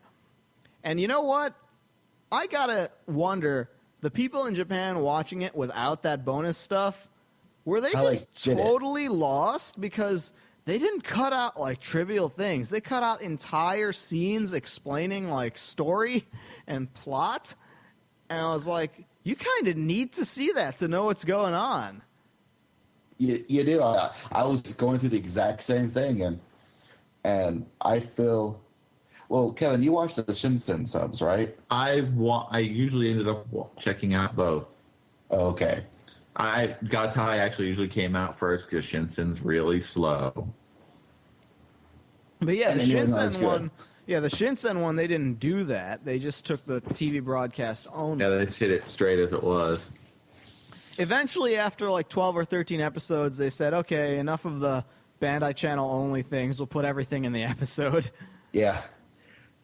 I really love to see a DVD release, but I don't have,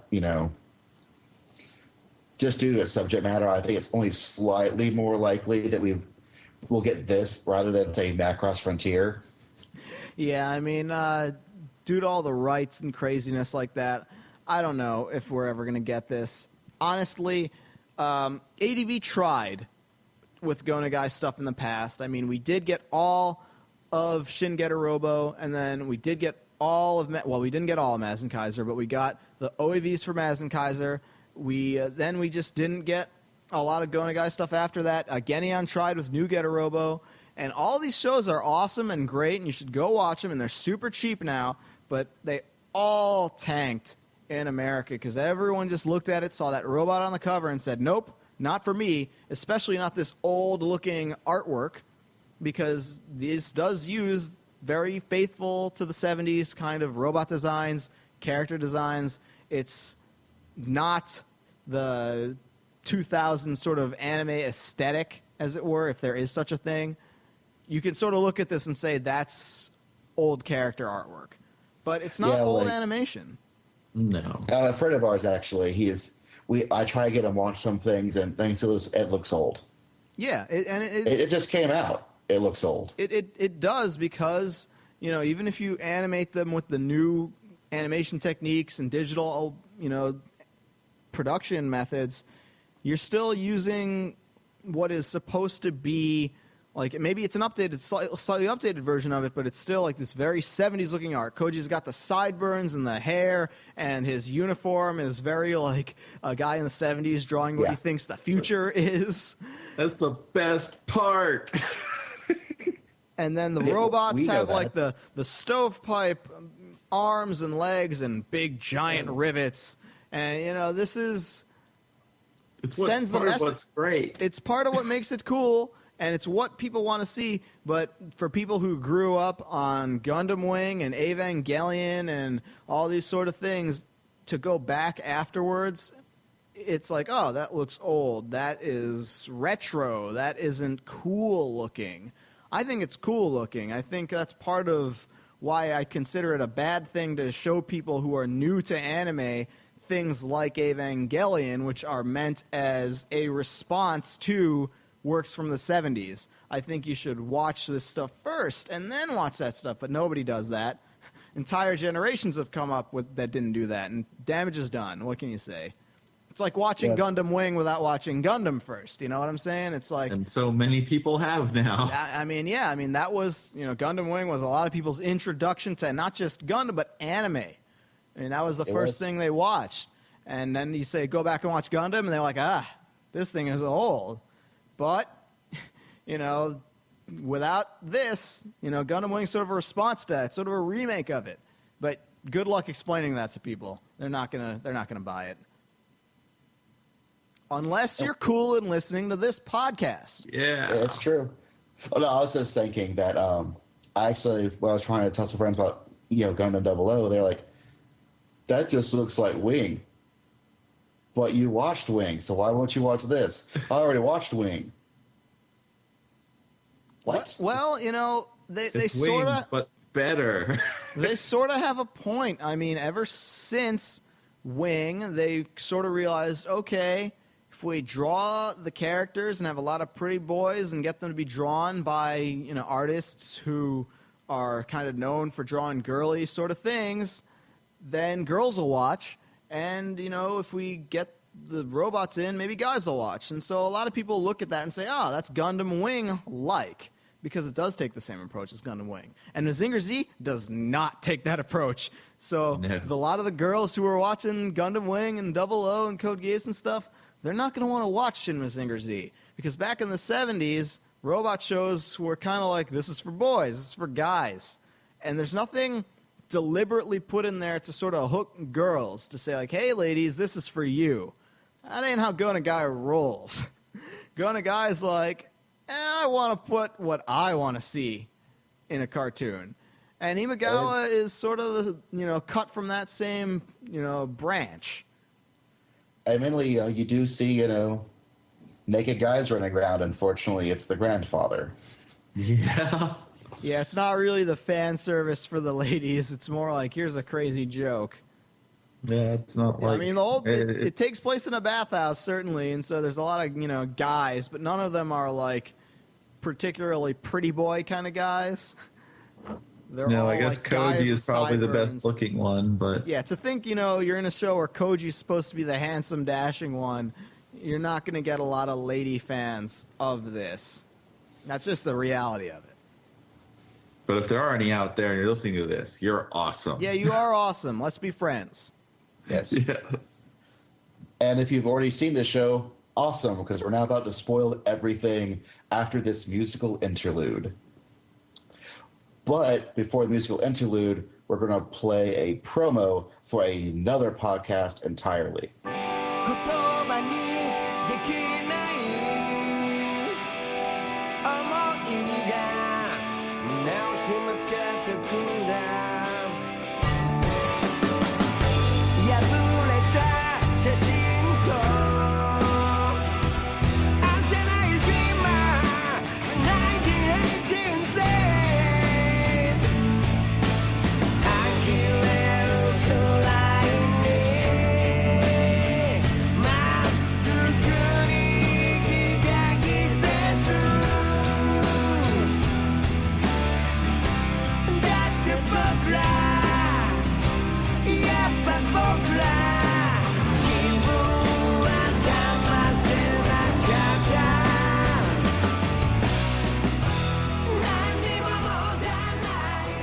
Are you tired of anime podcasts that are actually about anime?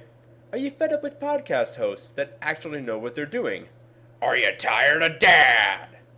Hi, I'm Vic Viper, the pride of Gradius and the last hope for mankind, and I have just the podcast for you. It's This Is Not an Anime Podcast.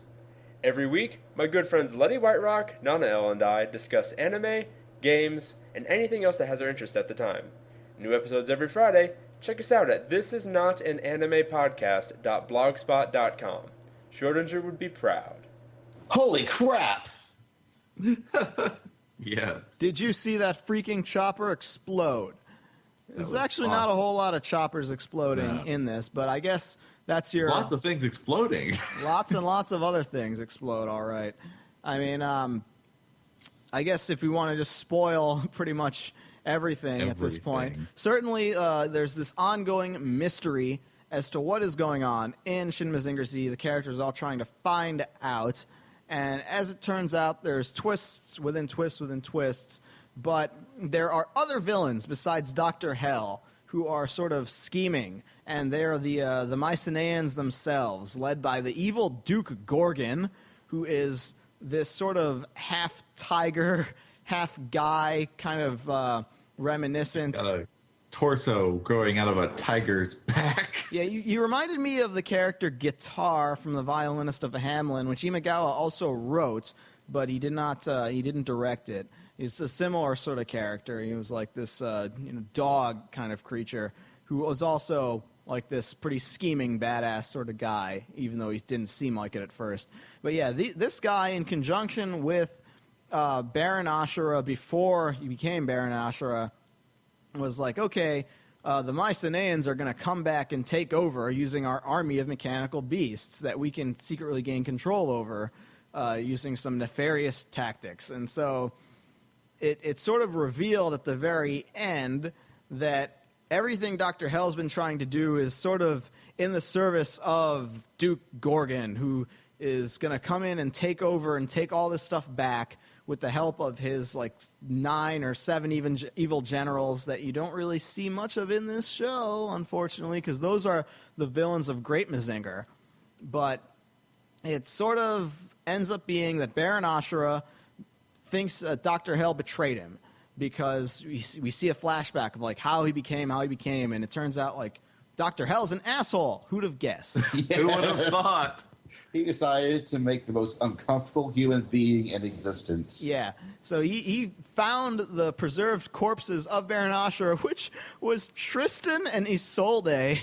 Yes. Which, the male half was Tristan, the female half was Isolde, and said, you know what, I'm going to sew them together and put them under my control. And once Baron Ashura found out about that, Baron Ashura got pissed off. Well, I mean, he was like, all right, sorry I had to merge into one being, but you see, you were rotting on each side, but the other half was perfectly preserved, so I could just create one being. So really, I did y'all a favor. Yeah, so now you're in my service. And then in the flashback, it turns out here's Dr. Hell with the horrible corrosive acid pouring it on them to sew them together, and then killing all the other remaining Mycenaeans, supposedly, and thus making Baron Ashura the last of his kind, thanks to Dr. Hell. So Baron Ashura is not feeling that, so he sort of switches sides to the sides of good. Or does he? It turns out that Baron Ashura is sort of the revolver ocelot of this show. Chronic backstabbing disorder. Well, it's not chronic backstabbing disorder. Revolver Ocelot always had one loyalty in those Metal Gear Solid games. That was to the Patriots. Baron Ashura always had one loyalty, and that was to the ancient race of the Mycenaeans. Yes. Sort of the Lolly Lule Lo. And so Baron Ashura ends up seeking to bring about the undoing of Dr. Hell, because one of the things that Dr. Hell programmed into Ashura when he created him was, you're not allowed to kill yourself as long as I'm alive. And so Baron Ashura's like, okay, fine. I'm going to see to it that you get killed. And he gets killed the most awesome way possible. And I don't know if Dr. Hell's necessarily dead, because in that first episode we see Dr. Hell still alive, even though he's ripped in half.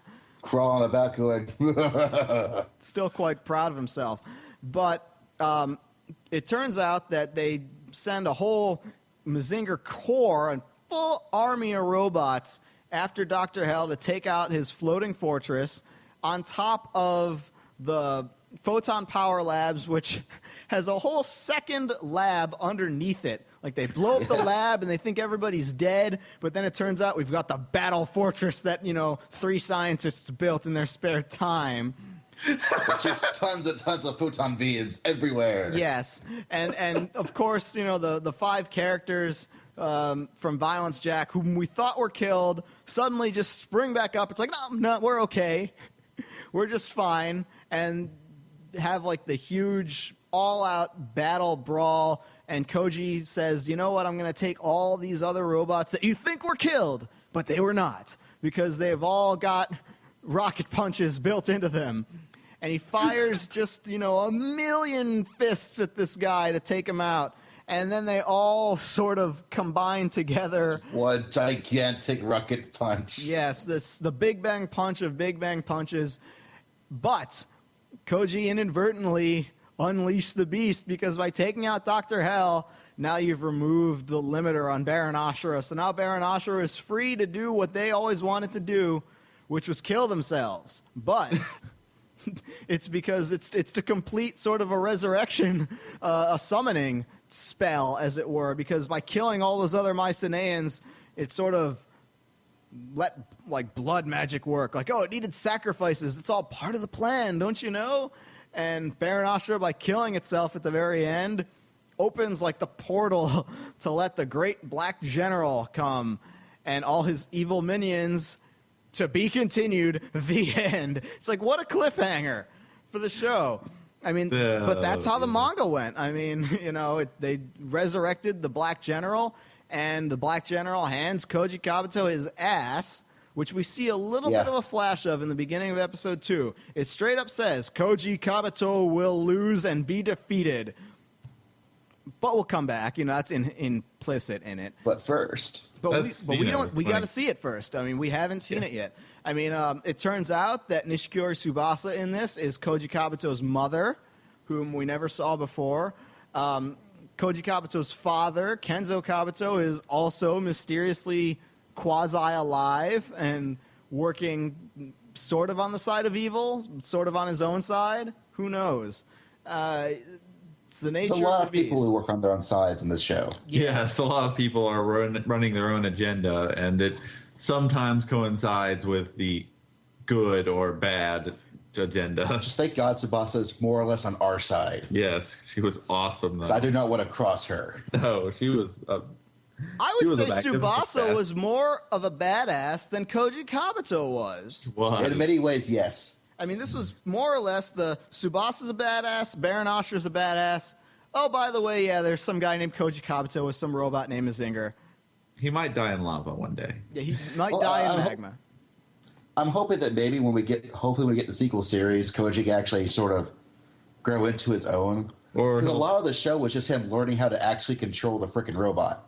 And maybe he won't get sidelined by Tetsuya piloting Great Massacre. Yeah, well, you know, Tetsuya is dead, but, you know, how long does that stick? Everyone who we've been told is dead in a flashback is still kicking it, because indeed, at the very end of the show, out of nowhere, the mysterious figure known only as Blade shows up, who looks like Tetsuya in a mask. And hey, how about that?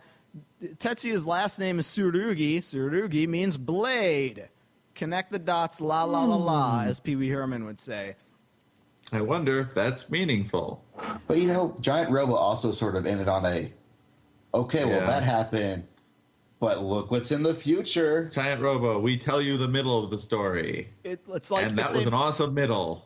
It's like if the only Star Wars we ever got was The Empire Strikes Back. It'd be awesome, but we'd be going, so now what? Right.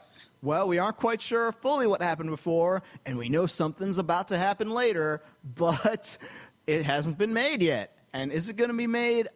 I don't know. I think it is going to get made. I think this show was popular enough among that crowd of people in Japan that they'll make at least something. But they haven't announced anything yet. They haven't started work on anything yet. This might be it. I make no guarantees. Oh, I hope there's a sequel. I really want a sequel. They really got to do a sequel to this. I mean, it's not like if there's no sequel, we wasted our time. It's not like the ultimate cliffhanger of cliffhangers. It's not like Big O Season 1 cliffhanger. But it's still... hopefully we won't get Big O Season 2. Yeah. I mean, it's... What happens is resolved And because the first episode is sort of a finale, you can sort of give yourself an ending.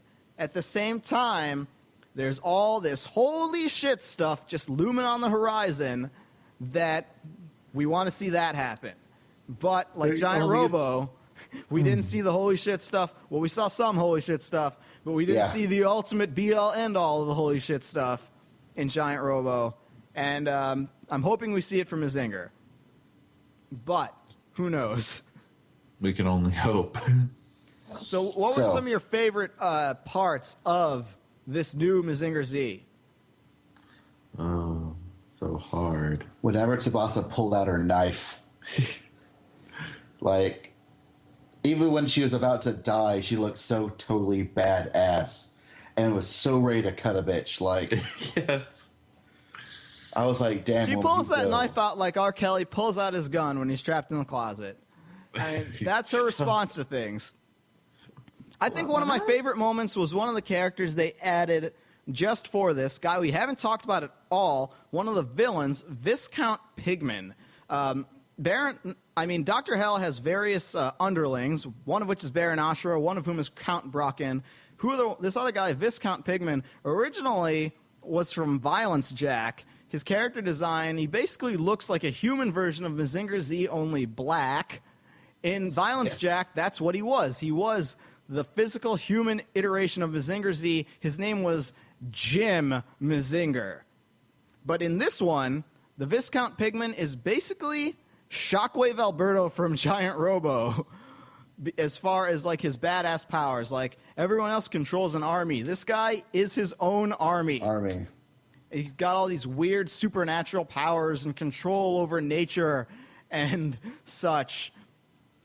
And he just sort of rips everybody up by himself. I mean, there's a whole lengthy arc that's just Pigman's attacking. But he gets taken out at the end. He has to die because deep down he's some weird samurai-looking dude with a top knot. And he gets cut in half with blade. But we knew that's not really a spoiler. You see it happen in the first episode. You do. Imagawa's all about the how you get there, not the what happens. He'll give you the this happens straight up. But how'd that come to pass? You got to watch the show to find that out. He is really, really good at reimaginings. Oh, yeah. I mean, he did it for Giant Robo. He did it for Getter Robo. He got cut short on Getter Robo. He did it here. And I think he does pretty stellar work. I really wish other people would sort of follow his example of like. I also would put forth G Gundam as the only really original Gundam universe. Yeah, I mean, if it weren't for, it gets panned and slagged everywhere you go, but I love me some G Gundam. And if it weren't the first alternate universe right out the gate, like let's say Gundam X was the first alternate universe, or even Gundam Wing, I don't know if people would have really caught on to it quite as much. Because G Gundam putting in the alternate universe is saying, okay, this is Gundam, but you don't have to watch your decades worth of Gundam to watch it. You can just watch this and be good. Nowadays, people sort of know when the new Gundam comes out, you don't have to watch 30 years of Gundam. This is its own thing. And people haven't really gotten that vibe from the Go Nagai stuff. Admittedly, because a lot of it is just more or less the next episode of that show you were watching 30 years ago. It wasn't really a continuity-heavy thing. Like Getter Robo, any Getter Robo, you can just watch that and be good because they don't really fully tie into each other. Even though Imagawa's was like, it just starts off and it's like, assumes that you know. Well, that was like, it started as like a sequel to a radio drama that like we'll never ever hear or have translated. But, it ultimately doesn't really matter. These things are standalone. And so I think the only real way you can sell people on these things in 2009 is you find the people who liked Gurren Lagann. There's a few of them out there. That was a popular show. It was popular. And then you say, hey, did you like that? Then you will probably like this because this is sort of what Gurren Lagann was inspired by. And you show them like Mazinger, or you show them like New Getter Robo, or something like that.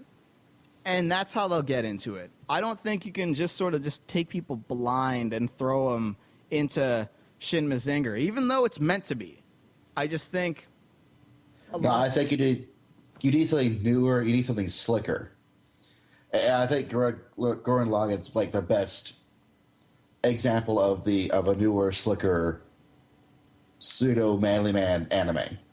I think so too. I just think the problem is like a lot of the fans of Gurren Lagann, they lack the context. They think like it's unique, it's one of a kind. No other show has ever done this before. And it's like, dude, I'll show you like 50 other shows that, you know, embody this crazy badass robot pilot spirit. But, you know, someone has to point it out to them because they're not going to find it on their own. Most of them involve going to guy in some way. Funny how that works. But yeah, I mean, Gurren Lagann is a response to the Go Nagai kind of stuff. It's a response to these shows that people grew up with in the 70s. A lot of it is made for that audience. Like, you grew up watching these cartoons, and now you're something. You know what else was like that? Yeah, Evangelion. I was going to say Ava did the same thing. Yeah, that was presumably meant for people who grew up watching these giant robot shows of the 70s and now want to see something with a twist on it. And most American fans who watch that show and get crazy over it sort of aren't fully aware of it. Like, maybe they heard someone say it once, but they're just really caught up with that one show. And I don't want the Gurren Lagann fans to turn into that, where they're just like really fixated on just Gurren Lagann and everything else is chopped liver, because these were cartoons that were made for a fan base that grew up on the notion of robots punching the crap out of evil monsters or other robots and saving the friggin' day and being a hard-ass dude. And a lot of that is gone nowadays in 2009, such that when you make a show like that, when you make something with robots, Seems new. it either seems new or it says to everyone, hey, I'm playing around with these old conventions. Just like I said at the beginning, like with the Western. If you make a Western now, you tell everyone, hey, I'm playing around with this old art style or this old movement or genre. And I think that's kind of what Gurren Lagann was. It was like, hey, look at me. I can sort of embody the tropes of this dead genre and still make something cool, and people can like it. And in that case, it succeeded. But Also made by Gainax. yeah, I mean, that's how they work. I mean, every once in a while, they accidentally make a good show. Gurren Lagann was one of them. You accidentally made a couple good shows. Well, there's also a lot of stuff like, was it Maho Chromatic? Mahoromatic, and he is Yeah. my master, and you know, the last couple episodes of Abinabashi where they're like, let's try and make this a real story. And you know, there's a lot of crap that Gainax puts out, and frankly, most of it now is terrible. The old Gainax is no more. Those guys are gone. They've moved on to other pastures.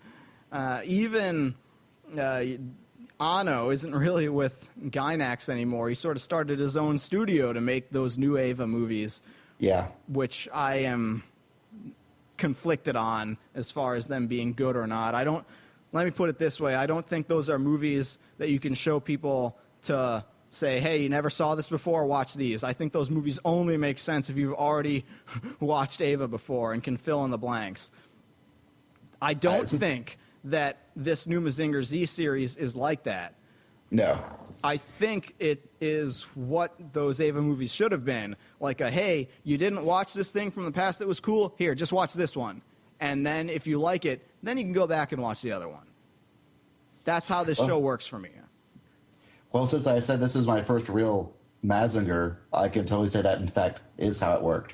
Yeah, now you probably are interested in Mazinger in general and wouldn't mind going back and watching some of the other stuff. Yeah. That's actually why I went back and went and bought Maz and Kaiser.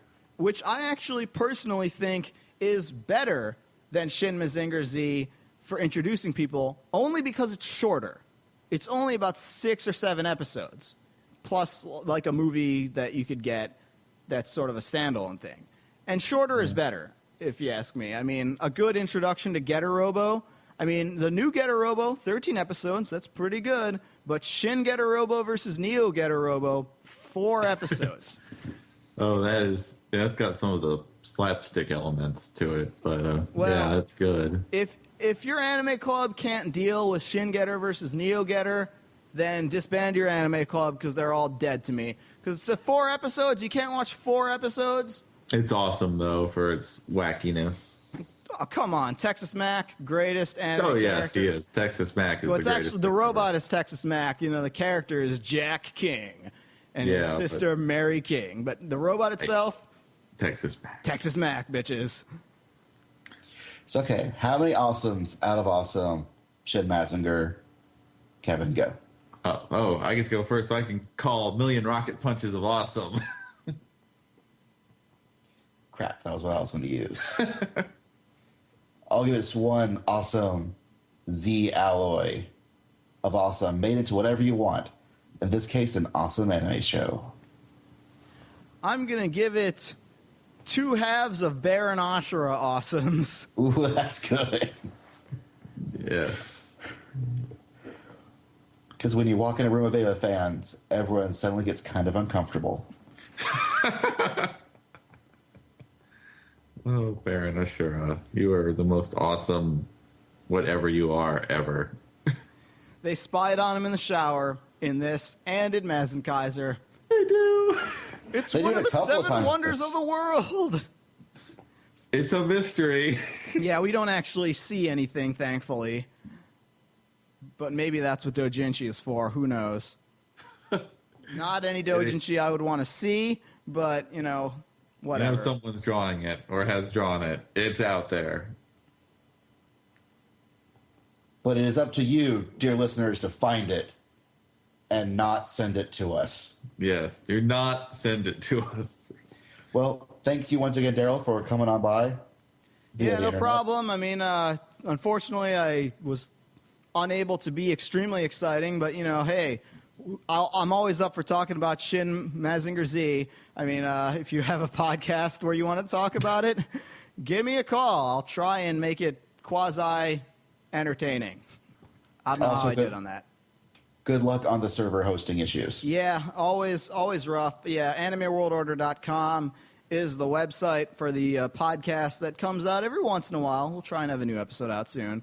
But yeah, if you can give $1 or something like that, you know, we just I don't have $500 to facilitate that full move over to Libsyn. So, you know, that's $60 a month for about 4 or 5 months, and then we're there. And then I can probably pay the $10 or $12 a month out of pocket. But $500? No, I cannot pay that.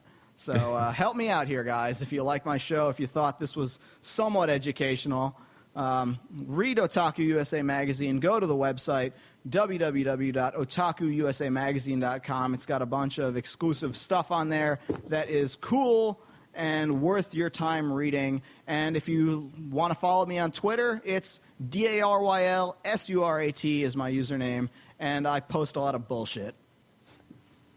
Yeah, just because I've never actually pointed out on the OSMcast, also Twitter, it's the Basil feed. I don't post a lot, mostly because I'm usually, when I'm looking at it, I'm at work and I don't have a chance to actually type anything into it. Yeah, I've got a phone that supports it, so that is really my main usage for it. That's my excuse, the reason why it's ruined my life. I'm still holding out. I don't have Facebook yet. Even though there is an annual order like fan group for Yeah, Facebook. Gerald has it. He made one. I don't know if he updates it or what, but yeah, it does exist. There is a fan group, so be our friend on Facebook. When and if, I mean, the next Xbox Live update is adding Twitter and Facebook right into the Xbox dashboard. I really hope that doesn't get used for obnoxious evil, but it probably will. That's Tuesday. Which will be the day after this gets uploaded. So we'll see, dear viewers. It will be used for evil. I'm predicting it now. Much evil. Great evil. World-shattering evil. The only solution is Rocket Punch. It is. That's right. And with that, we are out.